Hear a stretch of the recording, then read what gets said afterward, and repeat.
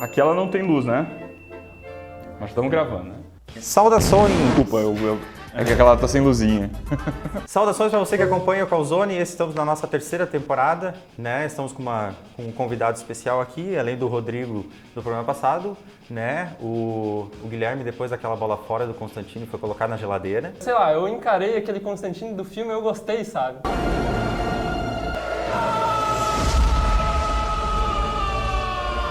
Não. Né? Mas ele volta, né? Quando ele aprender umas coisas. Estamos aqui com um grande convidado, o Catena, né? O Catena, ele é um podcaster profissional, dos melhores do mundo, tá? E do Cidade Gamer, né? E ele vai participar hoje com nós de um debate, de uma polêmica que a gente traz essa semana, que é, afinal de contas, tamanho importa? Tamanho é documento. Vai, vinheta. Precisa do Drauzio Varela.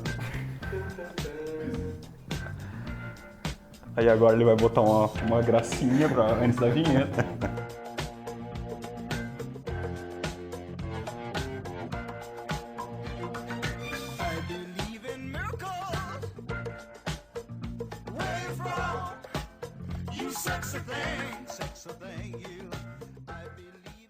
Estamos de volta explicando melhor, né, o tamanho de games, tá? Não sei o que você pensou aí, sentado na frente do computador ou em casa, mas está falando de tamanho de games.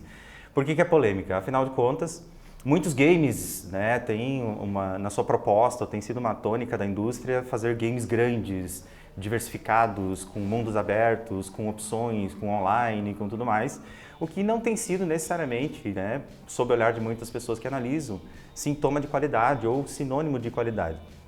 Catena. Eu falei tão bonito aquela hora. Eu não agora vamos trazer, vamos tentar recuperar agora. Não, eu tava falando desses dois contrapontos, né? Às vezes as empresas tentam investir muito no tempo de um jogo e não apresentam aquilo que a gente quer. E a maioria, até os indies, né? Fazem jogos curtos de 3, 4 horas e que tem aquela imersão de, puxa, que jogo divertido, tô gostando pra caramba.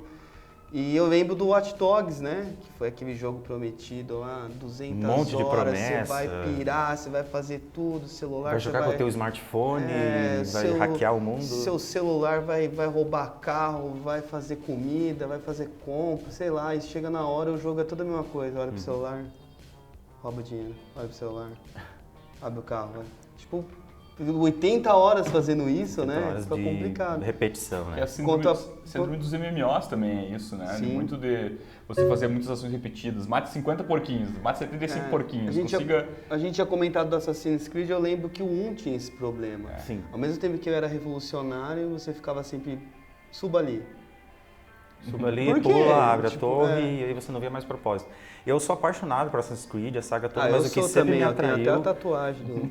eu tenho edições especiais e tudo. Eu adoro. Eu adoro ele pela história, por tudo que ele traz, pelas inovações que os jogos vêm trazendo aos poucos. A gente estava até comentando antes que eu adoro o Black Flag.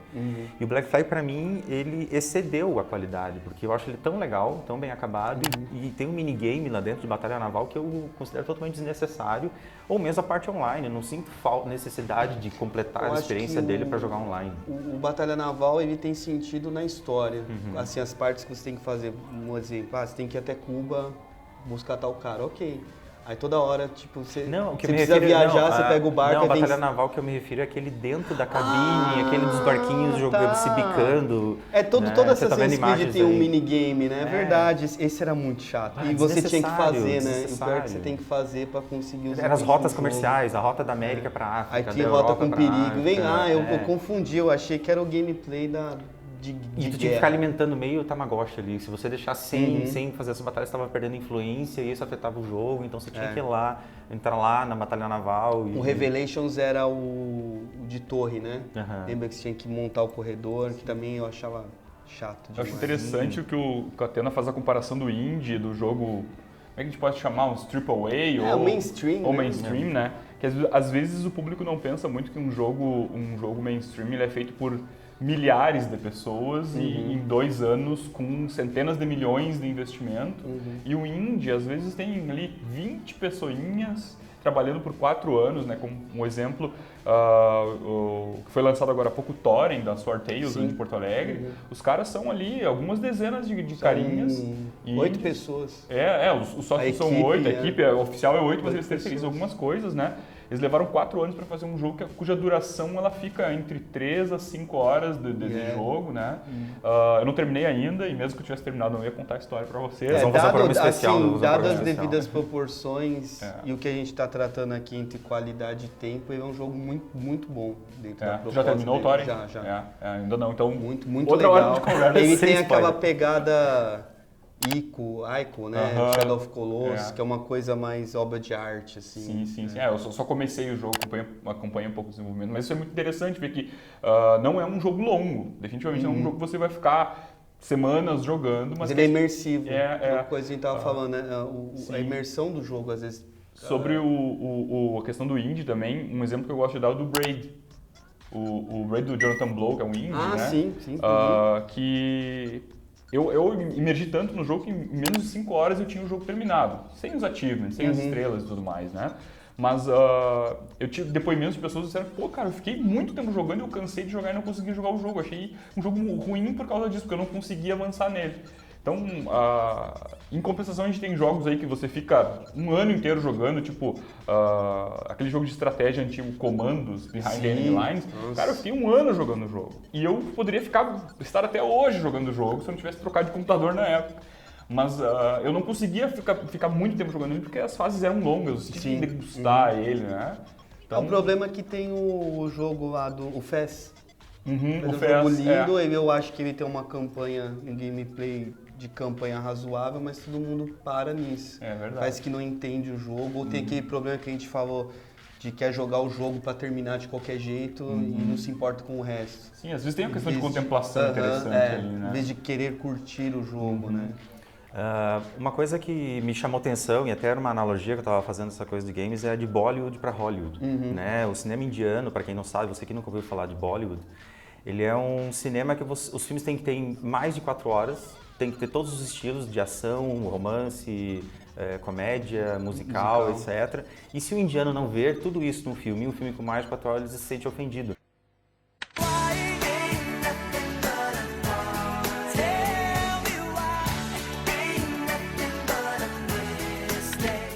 Parece que a indústria está entendendo que o gamer ele vai ficar aborrecido se o game não tiver as opções, ou a parte de coleta, a parte de RPG, a parte né, de stealth, né, a parte de online. Então, a impressão que dá é que a indústria está entrando nessa tônica, ao passo que a gente tem o mercado indie, que faz jogos curtos, porque, claro, as limitações, né, financeiras, mas que uma experiência seja justificável, né, que justifique talvez a troca, né, de você ter um game enorme por um game curto que vai te dar uma experiência marcante, assim. E tem ótimas experiências curtas, né?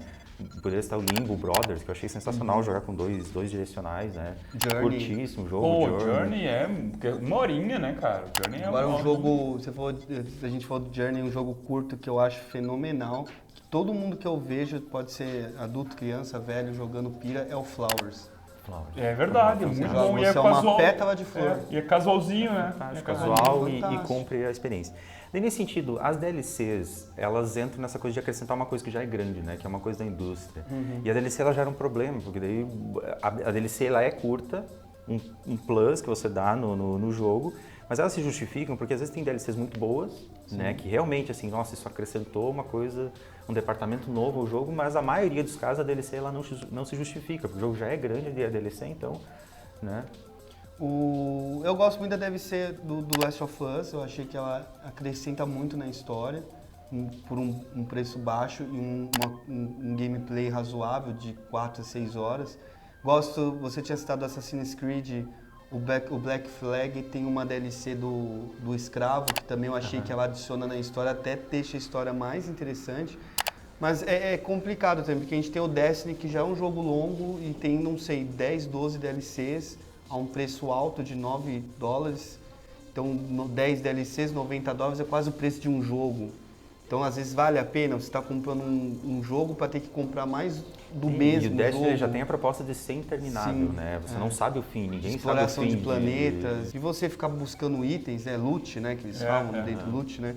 E às vezes é complicado isso também, porque a gente entende que a empresa quer dar uma sobrevida ao jogo, mas ao mesmo tempo é o lance do carro. Você compra um carro zero pelado e aos poucos você vai ter que pôr o pneu, você vai ter que pôr o volante. Vai ter que tunar ele para daí então ter a experiência E pelo menos completa. um lado bom é que assim, se você não compra as DLCs, você também não fica limitado. A Capcom já fez um lance de DLC que você comprava o jogo e para você ver o final do jogo você tinha que comprar a DLC. Aí também, você imagina você ter um gameplay de 18, 20 horas e ter que comprar mais uma DLC, além do valor que você pagou, você pagou o X do jogo e não tem o final do jogo. Aí você tem que comprar o final, aí você vai no cinema, assiste Vingadores 2 e tipo, não, mas o final Parou você aqui. tem que... então, compra outro ingresso, sabe? O pessoal, eu acho que tem muito do que você falou, esse efeito Bollywood. As empresas talvez não estão sabendo manter o jogador ali, na história, imerso, se divertindo. Às vezes eu falei do efeito gameplay também, que o pessoal quer lançar o seu gameplay no YouTube, então joga de qualquer jeito e o cara que tá vendo assim, para ter uma ideia se vai comprar ou não um jogo, acaba tipo sendo influenciado por um vídeo de 1 hora de jogo que tem 60, sabe? Então tá meio difícil. Corta, assim. que acaba podando a experiência do O jogador. que vocês acham, por exemplo, do que aconteceu com o GTA V, que o jogo foi lançado, mas ele não tinha a versão online ali junto. Então as pessoas puderam jogar o GTA no modo história e depois jogar a versão online. Aí a versão online entrou junto à mesma compra. Por exemplo, eu sou o tipo de jogador que dificilmente vou jogar um GTA V online, não tenho o ritmo, não tenho, eu quero apreciar a história. E às vezes, só que eu pago também pela versão online, né? Às vezes eu penso que talvez possa ser interessante você ter a opção de comprar o jogo em pacotes separados, né? E aí eu não preciso de todo aquele tamanho, de toda aquela coisa, tipo, de todo aquele monte de pacote, um monte de script da versão online. Claro que aí o desenvolvimento pode ficar um pouco mais complicado, você tem que separar o online do offline, né, da história. Mas será que essa não pode ser uma ideia também, sabe? Das Eu empresas? acho que nesse caso o que tem de interessante no marketing é isso, de você lançar o jogo e um mês depois ter o online, porque dá tempo de você curtir o jogo, entender a mecânica, ver, no caso do GTA, a galhofada que é a proposta do jogo, né? Então você se diverte, entende tudo, entende a história, vai para o online. E eu acho isso um marketing perfeito. Eu acho que todo jogo devia ter esse delay, sabe, de offline e online. Ao mesmo tempo que eu concordo muito com o que você falou, porque, um exemplo, jogo de luta, eu não gosto de jogar online. É a maior proposta, porque remete aos... Mas eu não gosto de jogar online. Não dá, tem um Não monte é a de mesma chinês lá, experiência. maluco. Just as turtle style, overcome Rao, now on the verge of putting Daigo down 1-0.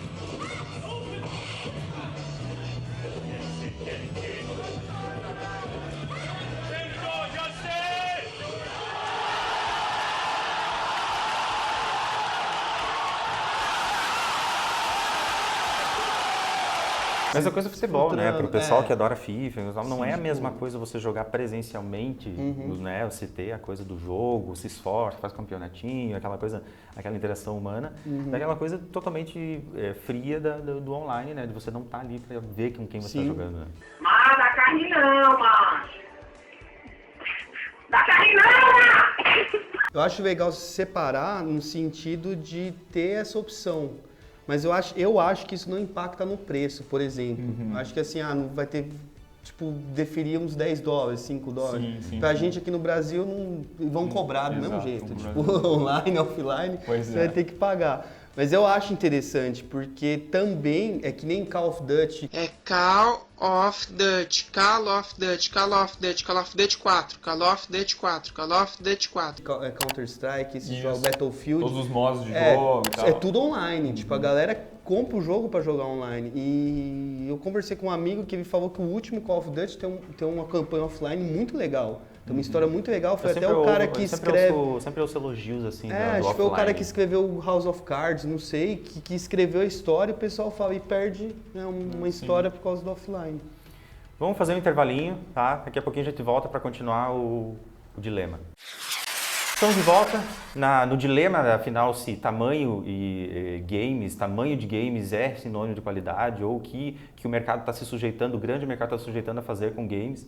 A gente parou na questão online, né? Afinal de contas, parece que todo jogador obrigatoriamente tem que ter um modo online e isso é mais um módulo para o jogo e você nunca... Para aquelas pessoas como eu que sou viciado em virar o jogo todo do avesso, encontrar cada canto, para mim é aterrador, assim, saber que eu não vou explorar uma parte do jogo e não tive uma experiência completa. Mas a gente vai voltar e vai fazer aqui um bate-bola, né, nesse segundo bloco para desafiar. A gente dificilmente fala de coisas ruins em termos de duração, a gente tem as nossas frustrações com jogos curtos demais, né, tá aí o The Order, que é a principal reclamação dos jogadores, que o jogo parece tecnicamente muito bom, mas muito curto para a promessa que fez. E a gente tem muitas experiências longas, mas vamos fazer um rápido bate-bola. Dentre os maiores jogos, né, aqueles longos, aqueles que você passou muito tempo jogando, qual que foi a melhor experiência de um jogo demorado, grande, completo? Eu sou Kingdom Hearts 2, que eu tenho o save lá no Play 2 de 238 horas, assim. Nossa senhora. É longo, mesmo. Que eu não tinha o que fazer da vida, assim. Assim, acho que se você jogar curtindo ele, vendo a história e fazendo as coisas básicas, você termina em umas 30, 35. Se você for fazer o resto, você termina o resto mais básico em umas 160. Aí, se você for um idiota, você faz 280. Que aí vai em todos os planetas, pega todos os itens, ajuda todo mundo, pega todas as armas, derrota os 2 chefes secretos. Tem um chefe secreto que demora 1h40 pra você matar ele. Nossa. Tipo, o recorde mundial 1h40. Tipo, eu demorei umas 2 e pouco. Mas foi um jogo assim, que eu mais joguei, curti, me envolvi, me divertia e continuaria jogando até hoje. Tanto é que tem a versão de Play 3 e eu já tô numa 60 já. Se lançou o remaster, eu já tô em 60 e me divertindo do mesmo jeito. Legal. Jogo longo, provavelmente o jogo que eu passei mais tempo jogando é um clichê, mas foi Final Fantasy VII, né? E só que, apesar de eu ser muito fã de várias partes da série Final Fantasy, eu tenho algumas críticas hoje ao jogo pelo fato de ter muito grinding, né? O grinding é aquela coisa de você ter que repetir muito uma ação para que você ganhe experiência, muita experiência para que o boss lá, o chefe, seja mais fácil, né? Ou então você tem que jogar muito, muito, muito bem para que a sua habilidade enquanto jogador funcione. Mas o Final Fantasy VII foi um tipo de jogo em que eu queria o Chocobo Dourado, em que eu queria matar os boss lá do... Pegar o Excalibur lá, né? A Isso, magia. exatamente, eu fiquei com essas ambições. Então foram aí mais de 200 horas de jogo tranquilamente e marcante por várias coisas, pela história, né? Não sei se vale... É um jogo antigo, mas pra mim é um marco também por ter passado tanto tempo jogando e pelo fato de ter jogado junto com meu irmão, a gente ter jogado junto e ter desfrutado um tamanho de jogo muito grande. Pra mim é o Black Flag, né? O Black Flag, o Assassin's Creed 4, eu, sei lá, passei brincando das 80 horas e dá uma vontade, assim, uma saudade de sentar na frente e continuar, aquela coisa de caça ao tesouro. Talvez é um equilíbrio de gameplay, de game design ali, aquela coisa de caça ao tesouro, encontra isso. E é atualizável, né? Uma coisa legal que se você tá online, ele é atualizável, aquele universo de caça, de pesca, de tesouros, de missões que aparecem. Eu gostei muito da experiência e eu acho que eu passaria mais umas 40, 60 horas jogando sem... E tem muitos coletáveis, né? Tem muitos coletáveis e eu adoro essa parte no jogo. Eu lembro a armadura Maia. Essa sim. era legal quando de eu pegar. desmontei esse eu não tirava mais, a armadura Maia Eu também, mais ela legal desvia as do balas, jogo. né? E dá um trabalho conseguir. Você tem que pegar uma pecinha de um tesouro, de um mapa que tu encontra. Eu achei... Você vai dar uma sobrevida do jogo dentro do jogo, né? Porque no caso no final você consegue isso nos 15% finais assim, da história, né? Dá vontade de você, nossa, eu queria isso antes. Né? E experiência curta, game curto, assim, tipo, questão de 2, 3 horas que marcou. 2, 3 horas eu já falei do Flower, mas eu colocaria o Flower de novo. O Flower eu consegui fazer um gameplay redondinho e divertido em 2 horas e meia e o jogo é uma pétala de rosa. Você tá vendo imagens aí do jogo. Você é uma pétala de rosa que tem que encontrar outras flores, né? Outras pétalas de outras flores e fazer outras flores nascendo. E você não usa direcionar um botão nada, você só usa o movimento do controle. Eu achei isso simples, é genial, é curto porque na época, eu esqueci o nome da empresa, ela era pequena, né? Não era grande que nem hoje. E a música é bonita, cara, é um jogo assim, ele é relaxante, então ele é curto na medida, assim, eu acho perfeito. Vira um escape, né? É. Vira um escape. Tipo, pra Eu sair lembro que da- quando eu joguei a primeira vez, a minha mãe viu. Minha mãe é uma senhorinha, né? E ela olhou, nossa, que bonito, que relaxante, eu vou ver. Sentou, curtiu também, porque ele não tem texto, mas ele tem você entende a história pelas ações, né? Ele é um jogo bem legal. E ele é bem... Pena que ele é curto até, né? Sim. Que pena que ele é curto. Eu já citei antes e eu insisto no Braid, porque pra mim é uma masterpiece, né? Uma grande obra de arte dos jogos, assim, e eu achei um jogo curto. Eu queria muito mais, eu queria saber muito mais, eu queria mais detalhe do que aquilo ali. Que acaba sendo um indie também, né? E é isso, esse é um jogo que pra mim eu acho curto, porque eu esperava mais tempo quando ele terminou, né? E me surpreendeu ter terminado, mas eu não fiquei querendo mais dele, tava bom ali. Mas eu disse antes que eu queria mais, mas na hora que terminou eu entendi e tal, me contradisse, mas eu cito Braid. Braid pra mim é um jogo curto bom. Eu cito Journey, não tem. Journey é uma coisa inexplicável e é até o que eu amo no Journey, além do gameplay ser curto, ele tem leituras, ele é transcendental demais. E ele consegue fazer uma coisa de experiência online que é fantástica. Isso, você encontrar um parceiro e você jogar online, está compartilhando uma experiência que você não sabe quem é. E é uma experiência online, uma jornada que você faz junto e que você vai saber no final do jogo. O Journey é quem covardia citar o Journey, cara. É, Eu acho que covardia, mas- não vai existir alguém que vai jogar o Journey até o fim e não vai sair com essa impressão de que aquela experiência foi muito boa. É que o engraçado do Journey é que tu fica com aquela ideia de que, putz, tá na hora de jogar de novo, né? Eu precisava jogar de novo o Journey. Parece que é um negócio que você precisa voltar pra ele. Os três jogos, né, dessa empresa, Da o Journey, Game- o da Game Flower Company. e o Flow tem dessa. Flow, você é. joga, você passa 3 meses, você parece que sente uma vontade de Preciso jogar voltar de pra novo. aquilo. Precisa voltar para o universo. Às É igual vezes- o Last of Us tem disso também. Sim. né? Às vezes a gente pode até parar pra pensar assim, pô, mas eu vou pagar o Journey na época, eu acho que eu comprei na PSN por R$30 mais ou menos. E foi questão de 2 horas terminar o Journey, mas pô, R$30 por 2 horas, cara. Você vai ver um filme às vezes e vai ser no 20, cinema, 20 é. reais pra você ver um filme de 2 horas e tem mais a pipoca, tem o estacionamento do shopping, tem um monte de coisa e não sobra nada muitas vezes do filme, né? Tem a gasolina. Isso, tem um monte de coisa ali. E o jogo ele tem muito mais coisa ali dentro, você vai jogar de novo, você vai... Eu não sei, eu acho que não é justa a conta de comparar exatamente a hora do cinema, por exemplo, com a hora do jogo, porque o jogo, a hora de jogo vale mais do que a hora do É mais filme. imersiva. Tem mais coisa ali dentro, né? Ainda mais quando é um indie, que você sabe que o dinheiro que você está pagando, ele está indo majoritariamente para o bolso do cara que trabalhou mesmo, né? Mas é outra discussão aí, a questão do indie. A gente vai voltar, a gente vai voltar isso um dia. nessa discussão. Vamos encerrar? Catena, muito obrigado pela Eu que agradeço o participação. convite. Você está vendo os links aí do Melhores do Mundo, né? E também do Cidade Gamer, né? Ele está passando aqui para o Chapecó, participando da Semana Acadêmica de Letras. Obrigado ao Nazik e ao pessoal de letras Um abraço para os pelo leitores, empréstimo. para os ouvintes do MDM. aí. Leitores, leiam também, é são importante bravos. ler além de jogar, tá? Façam isso também, né? Fica um abraço para Márcia, lá de letras, tá? Abração, Márcio. Obrigado ao Rafael pela... Obrigado pelo convite também. Primeira vez em Chapecó. Claro que era frio, estou passando calor, mas Volte sempre que precisar, cara. Quem quiser, volte sempre. claro. Visitem o Melhores do Mundo. Até a próxima. Valeu.